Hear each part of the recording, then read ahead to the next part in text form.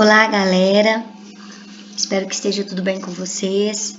Hoje nós vamos falar sobre os plateumintos e nemateumintos, ou também chamados de nematódios, dois filos de vermes eumintos, do grupo dos invertebrados. Antes disso, a gente vai relembrar aqui que nós estamos passando por um afastamento devido ao coronavírus, uma pandemia do coronavírus, e uma das medidas profiláticas mais importantes, não só para o Covid-19, como também para a maioria das doenças, é o quê? Higienização das mãos. Então, segue aí o nosso bichinho aí, ó, lembrando vocês dessa profilaxia. Então, vamos lá. Vocês receberam um vídeo na semana que passou a respeito de alguns conceitos básicos da parasitologia, que é uma ciência que estuda as relações ecológicas de parasitismo entre os seres vivos, E aí a gente vai ver hoje nesse vídeo, além de relembrar o vídeo anterior, nós vamos também falar sobre as características do filo dos plateumintos e nematódios e as principais doenças relacionadas aos seres humanos desses seres vivos aí, que é o filo dos plateumintos e nematódios. Então vamos ver um pouquinho que a gente viu já anteriormente na chamadinha dessa aula.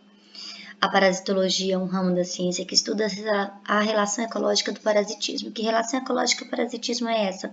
É aquela relação ecológica em que existe um indivíduo que causa um prejuízo ao outro indivíduo. É uma relação que tem um sendo beneficiado e o outro sendo prejudicado, Então a gente poderia colocar aqui, ó, que um se beneficia e o outro é prejudicado, tá? Só que essa relação ecológica, ela não vai causa morte, não vai causar morte, tá? Então, o indivíduo, ele vai viver às custas do outro indivíduo, como diz aí o autor desse livro, ó, que foi traduzido pra gente, um livro muito antigo, que tá falando justamente isso. Ele não coloca a vida do outro indivíduo em risco. Então, ele vai viver ali, vai sugar, vai tirar tudo que precisa daquele bichinho, só que ele não vai estar matando o indivíduo. E se fosse no caso, por exemplo, a gente comparar essa relação ecológica, poderíamos trazer a lembrança do parasitismo e o predatismo, em que o indivíduo, ele também se beneficia do outro, só que diferente do parasitismo, ele mata o outro indivíduo. Parasitismo pode gerar morte? Sim, mas por conta de trazer outros problemas ocasionados pela presença do parasita no indivíduo, tá? Então vamos ver um pouquinho o que a gente viu ainda também no outro vídeo, que é sobre os endoparasitas e os ectoparasitas. Endoparasitas são indivíduos são parasitas que vão entrar dentro do corpo de uma pessoa ou de um animal e vai ali parasitar. Então, uma relação ecológica do tipo parasitismo, quando o indivíduo entra dentro do corpo, ele é um endoparasita. Agora, no caso de existem indivíduos que parasitam o outro indivíduo, porém, ele não vai entrar dentro do corpo. É o caso, por exemplo, do piolho, o caso do carrapato, Então, isso é um ectoparasita. E aí, a gente vê justamente essa situação que eu comentei com vocês aí, olha, endoparasita vive no interior do organismo, do hospedeiro, e ectoparasita vive na superfície externa do corpo do hospedeiro. Vimos também no vídeo de chamadinha sobre os hospedeiros, que eles podem ser do tipo definitivo ou do tipo intermediário. No caso do hospedeiro, quer dizer quem está hospedando o parasita, quem está hospedando o indivíduo que vai sugar a energia, o alimento, a força, os nutrientes do outro. Se esse parasita ele está entrando no corpo do indivíduo, está ali fazendo uma reprodução do tipo sexuado, ou seja, quando envolve gametas, ou então ele está passando a fase maior da vida dele, a fase adulta, dentro desse indivíduo, a gente chama isso de hospedeiro definitivo. Agora, se esse indivíduo está servindo apenas como uma passagem do animal dentro dele, uma passagem, uma fase de vida do animal dentro dele, a gente chama isso de hospedeiro intermediário. E aí, existem outros dois conceitos importantes, que também nós vimos lá o nosso coleguinha, o Boni, falando com vocês a respeito dos agentes etiológicos e do vetor. Quem é o vetor? Quem carrega o patógeno. O que é patógeno? O carinha que causa a doença. Então, no caso do Covid-19, da pandemia, do coronavírus, que na verdade é uma doença que se chama Síndrome Respiratória Aguda Grave, do tipo do Covid-2, que é o coronavírus que foi descoberto em 2019, no final do ano, o agente causador da doença, ou seja, o patógeno, é um vírus, coronavírus. Então, Esse é o patógeno, tá bom? Agora, no caso de vetor a gente tem, então, o vetor é quem carrega o patógeno. Então, no caso do Aedes aegypti, ele carrega, tá, a doença dengue, tá bom?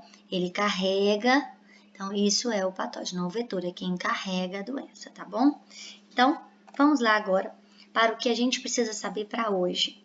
Então, as verminoses são aqueles parasitas que a gente olha para eles e sente um certo nojinho, porque eles são gosmentos. Então, a gente vai ver 3 grupos específicos nos invertebrados.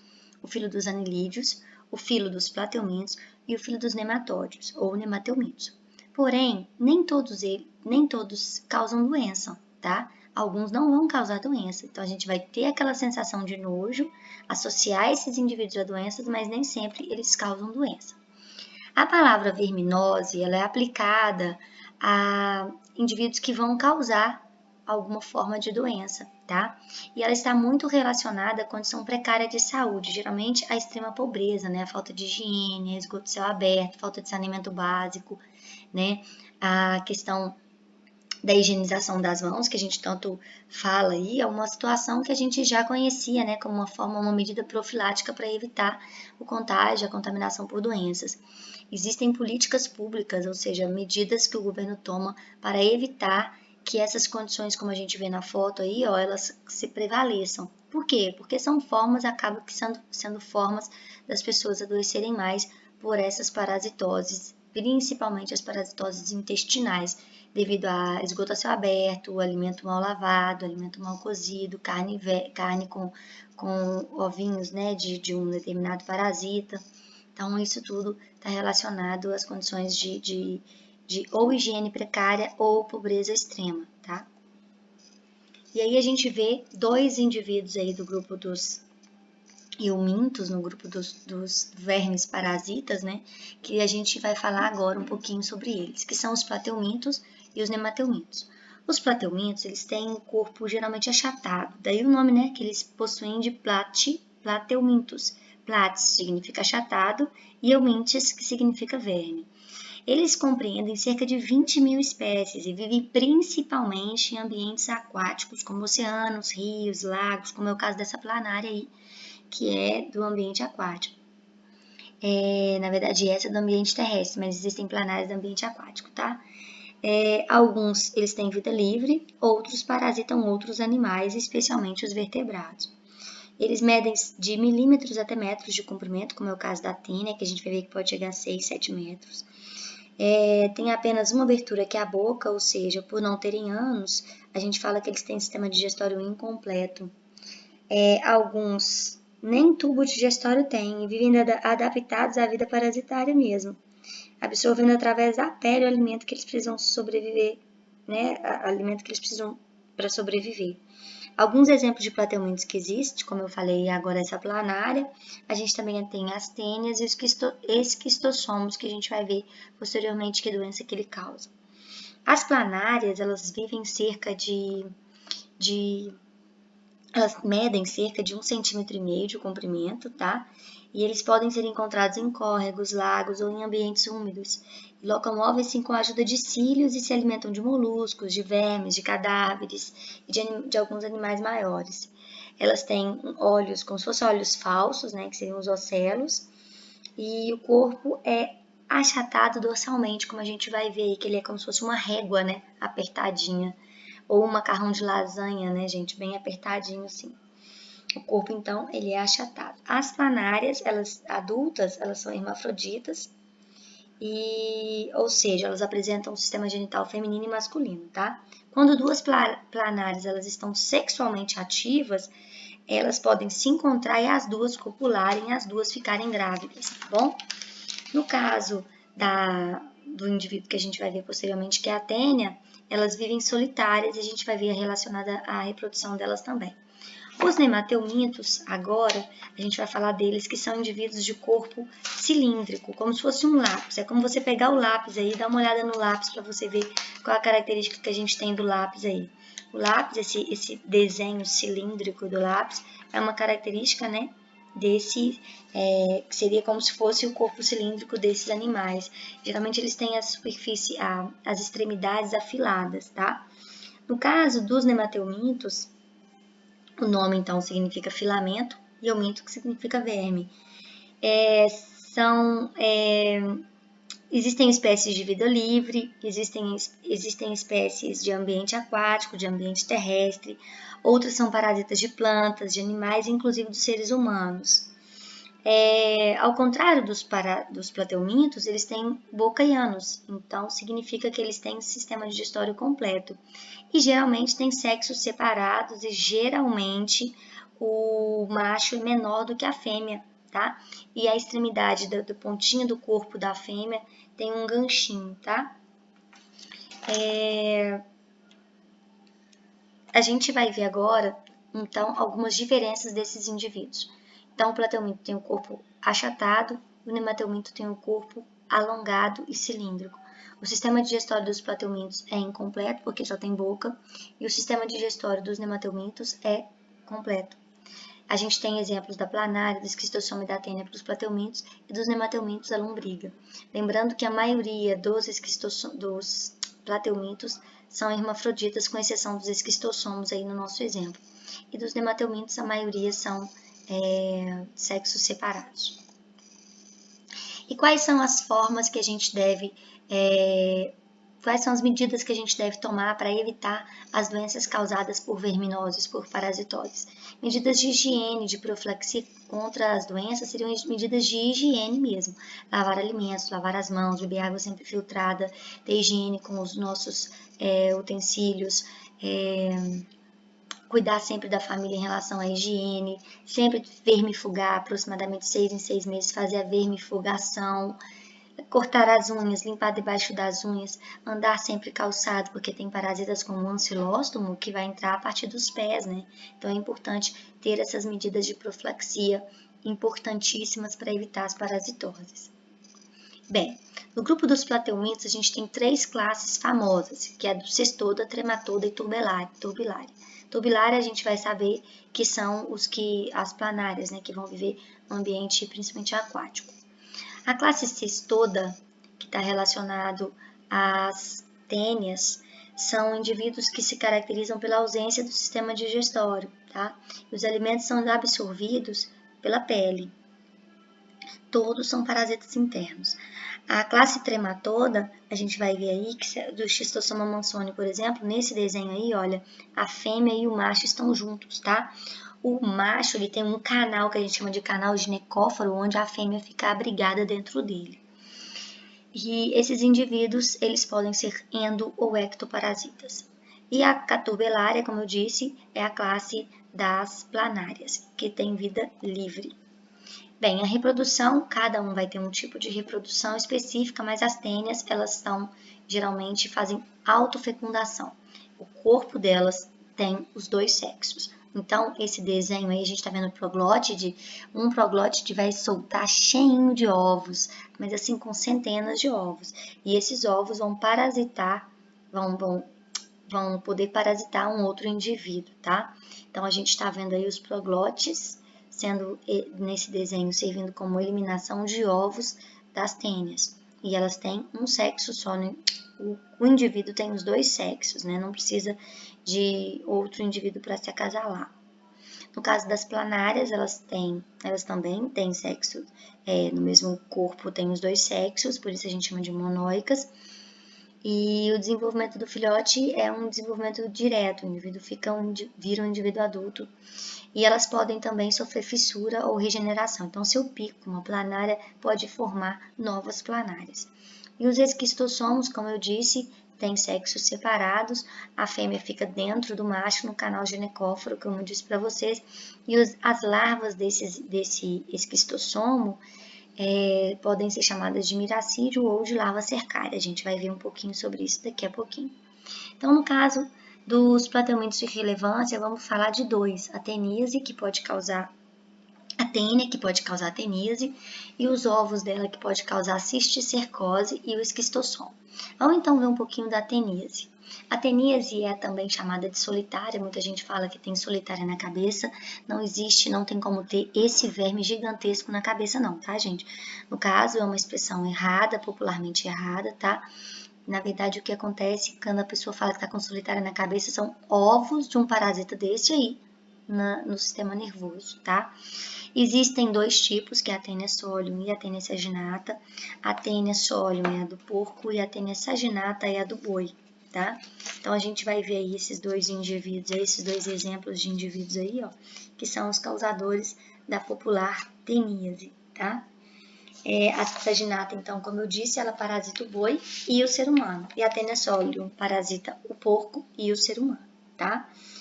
O corpo da tênia é dividido em 3 partes. Então, a gente está vendo aí o escólex, né, que é a cabeça. O pescoço a gente consegue ver também, que é um prolongamento da cabeça. E o corpo, ou estróbilo, que é dividido em segmentos, que são os proglótides que a gente viu no slide anterior. E a gente consegue ver aqui, são essas marquinhas. Cada uma dessa parte aqui é uma proglótide, tá? Esses indivíduos, eles podem ter um ciclo reprodutivo importante, e a gente vai ver aqui agora, olha, os dois ciclos desse indivíduo. A gente tem aqui quando a teníase, quando acontece da tênia ficar no intestino, e quando são o caso dos ovos serem ingeridos, e o homem ingerindo o ovo da tênia, esse ovo vai se transformar numa larva, num período, uma fase mais avançada, mas não vai se transformar num indivíduo adulto, e aí a gente tem a cisticercose. Então, vamos dar uma olhada nesse ciclo, começando pelo 1, olha lá o 1, onde que está o 1? Já encontraram o número 1, gente? O número 1 está aqui, ó, nas proglótides, tá? Ovos e proglótides saem nas fezes e contaminam o ambiente. Então, considerando que o indivíduo já está doente, ele faz cocô e vai contaminar o ambiente, ou onde ele estiver fazendo, né, defecando, com ovos contaminados por tênia saginata ou tênia solium.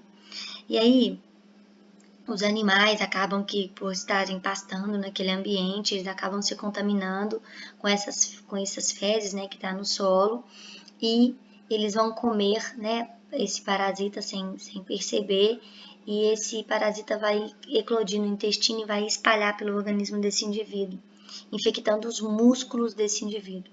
Dessa forma, os humanos eles vão comer a carne mal passada desses animais e vai ser contaminado, vai contrair essa doença, e o indivíduo adulto vai ficar sozinho dentro do corpo do homem, por isso o nome solitária.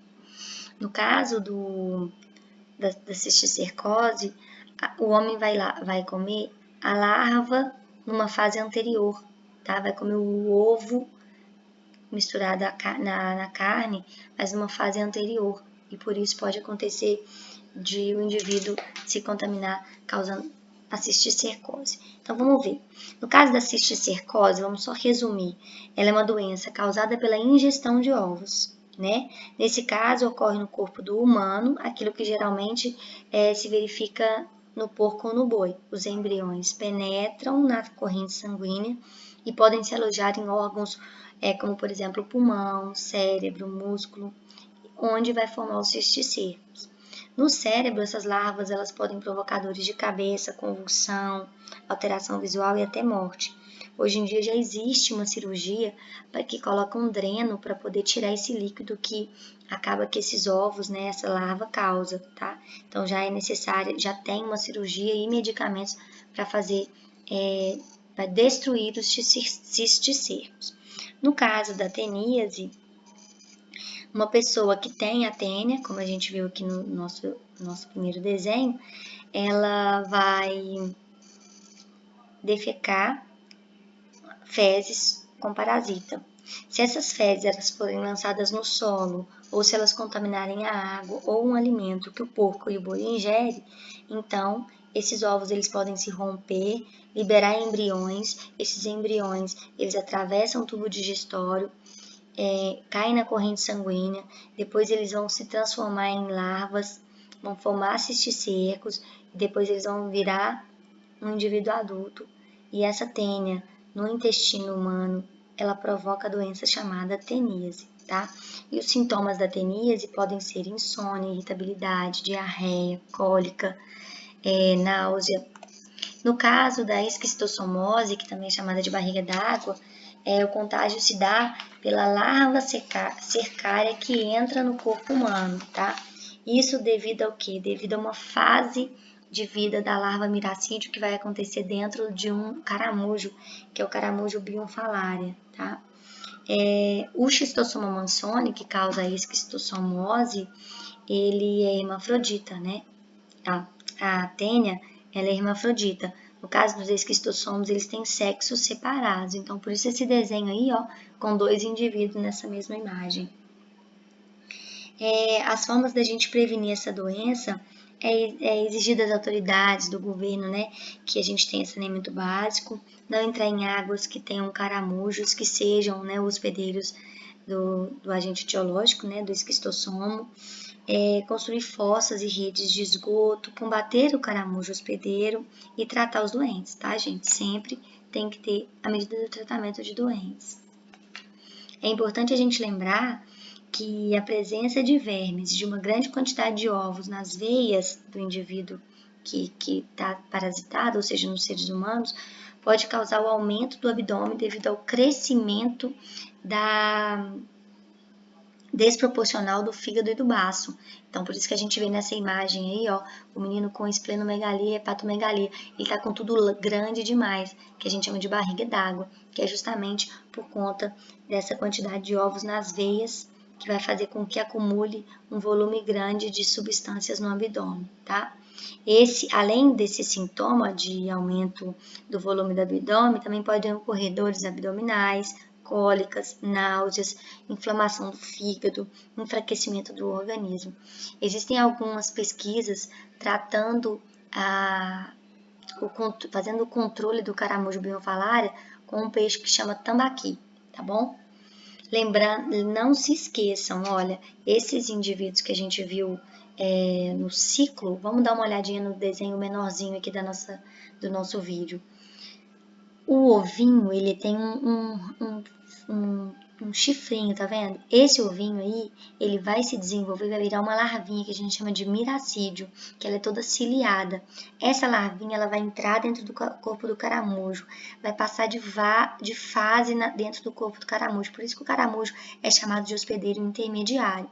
Depois dessa larvinha passando de fase de vida, ela vai sair de dentro do caramujo, virando uma larva que a gente chama de larva cercária. E é essa larva que vai perfurar a pele de um indivíduo e vai entrar.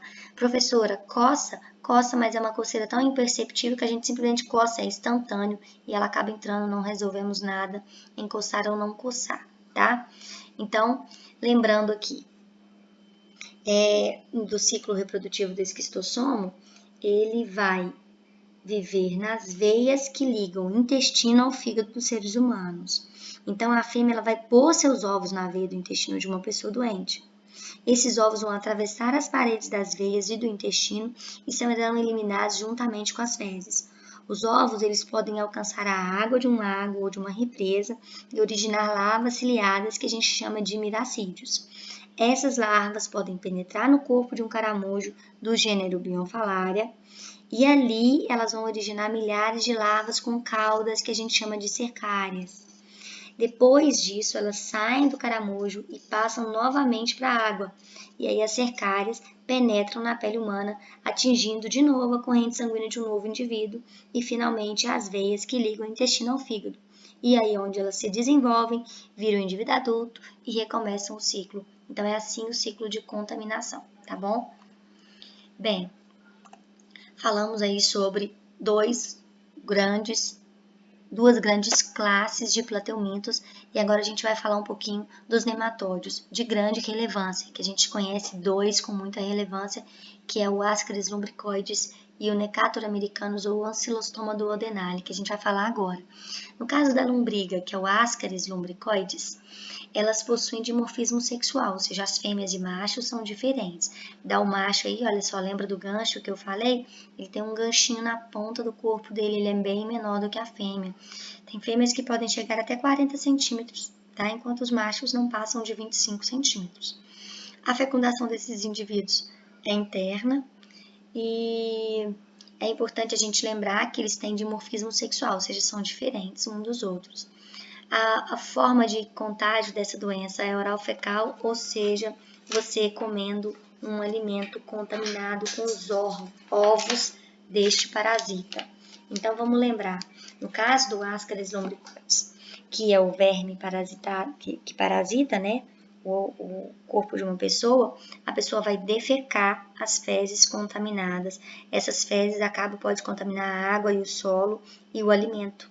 Então, se a gente não faz a higienização correta de um alimento, a pessoa pode ser parasitada pelo Ascaris lumbricoides.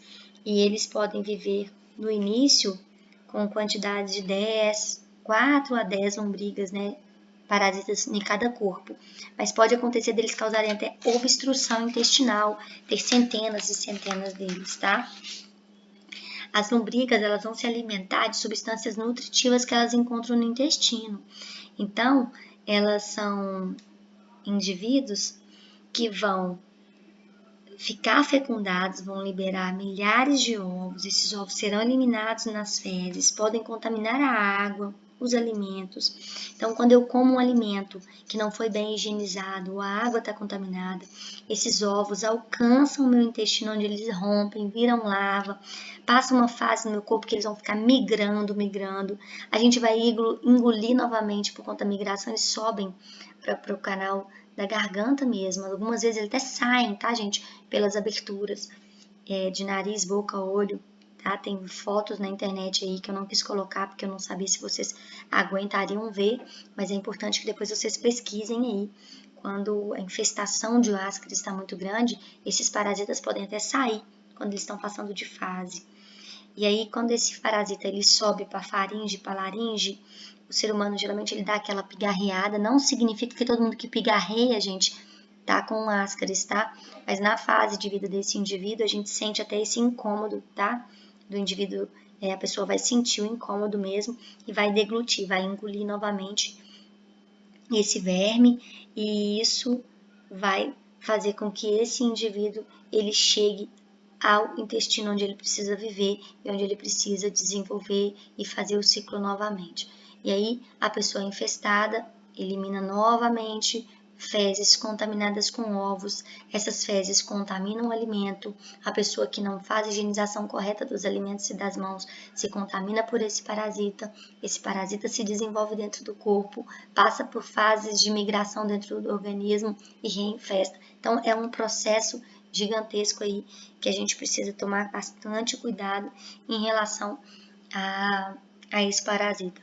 Existe um outro parasita que é o Oxyurus, que causa coceira anal, tá? Geralmente as pessoas que têm oxiuríase ou oxiurose vão sentir um incômodo muito grande na região anal.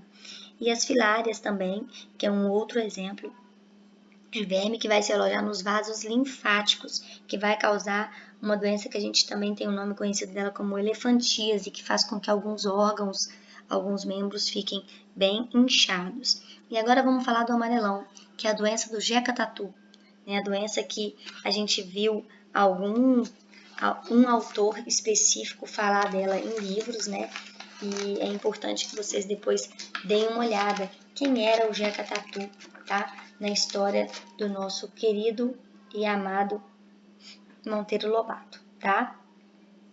Bem, gente, é importante também que a gente veja a questão dessa situação e dessa doença. Essa doença, geralmente, ela vai causar fraqueza, anemia, muita sonolência. E quando o indivíduo está entrando no corpo, a pessoa vai sentir coceira. É uma doença que o bichinho ele vai entrar com o pé descalço. Ele vai entrar no corpo de uma pessoa porque a pessoa está andando descalço, tá? E aí, olha só, a fase de vida do Ancylostoma duodenale. Dá uma olhadinha para vocês verem aí a característica desse parasita, olha. Esse parasita, ele tem cerca de 1 centímetro e possui ganchos na boca. E são esses ganchos que vão fazer lesões no pé para poder entrar, tá? Ele vai subir até alcançar a parede do intestino e ali ele vai ficar se alimentando do sangue. E isso pode provocar hemorragias. E essas hemorragias que vão causar à pessoa a anemia. E aí, um dos sintomas, a pessoa ficando doente com anemia, ela fica amarelada. Daí o nome popular da doença ancilostomose, também chamada de amarelão, tá? E aí, eu falei da filariose com vocês, ela é causada, olha, pelo Escherichia Bancroft. os seres humanos são os hospedeiros, o mosquito que carrega esse parasita é causada pela picada do mosquito, causa inchaço, tá? Então é aquele processo que eu comentei com vocês aí, desse parasita que causa mal pra gente. O outro é a enterobiose ou oxiurose, que causa coceira por conta do ovinho que vai ser colocado justamente no reto, geralmente à noite, tá? E aí, olha, dá uma olhada nesses ovos dos parasitas aí que a gente tem. Olha do Ascaris, que bonitinho.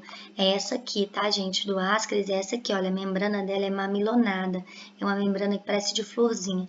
Ela tá aqui também, ó, nesse local aqui, tá bom? Então, a gente tem aqui, ó, vou mudar de cor aqui para vocês poderem ver. Então, este aqui é o Ascaris, tá? O ovinho do Ascaris. E aqui também, ó, o ovinho do Ascaris tá aqui, ó, membrana mamilonada, ó, assim, ó. Ela começa, fica parecendo um monte de pétalazinha aqui. Isso no microscópio a gente consegue perceber facilmente, tá?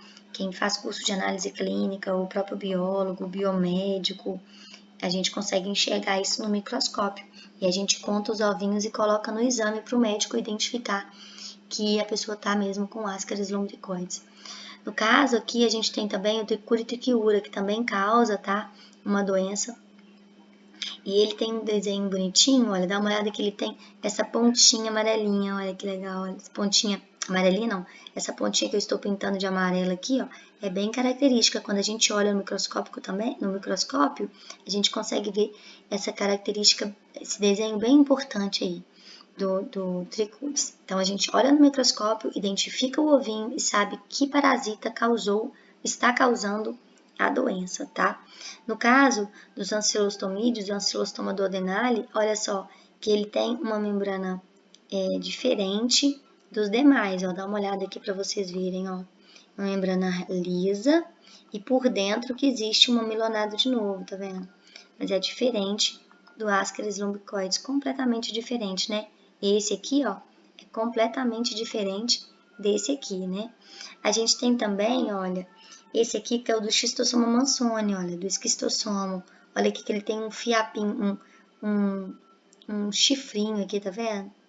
E aí a gente tem outros, como esse aqui do Immunolepis nana, que a gente vai ver que ele tem como se fosse um chapéu de mexicano, olha, tá vendo? Então, existem várias parasitoses e são identificados geralmente por conta dos ovos nas fezes, tá, gente? O indivíduo contaminado, a gente consegue identificar esses parasitas nas fezes. Bem, por hoje é só. Nós temos a próxima aula agora de correção e depois temos mais conteúdo a respeito de invertebrados. Existe um outro slide depois desse. Eu sugiro que quem tem nojo não assista, porque tem um dos GIFs que tem no próximo slide. Alguns alunos geralmente têm nojo, tá? Então já estou avisando para o vídeo agora e não continue se tem nojo, tá bom? São 2 slides que não vai mudar em nada o conteúdo, porque eu já expliquei, a gente já falou sobre as características, mas quem não tem nojo pode assistir. Beijo grande e até mais, galera. Beijão!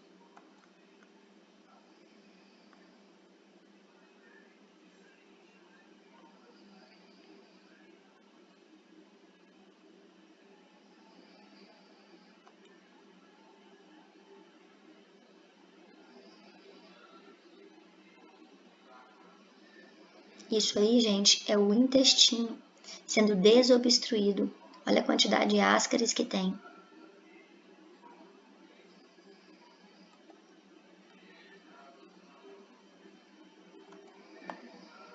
Tchau, tchau e até mais. Beijo grande, gente. Estudem.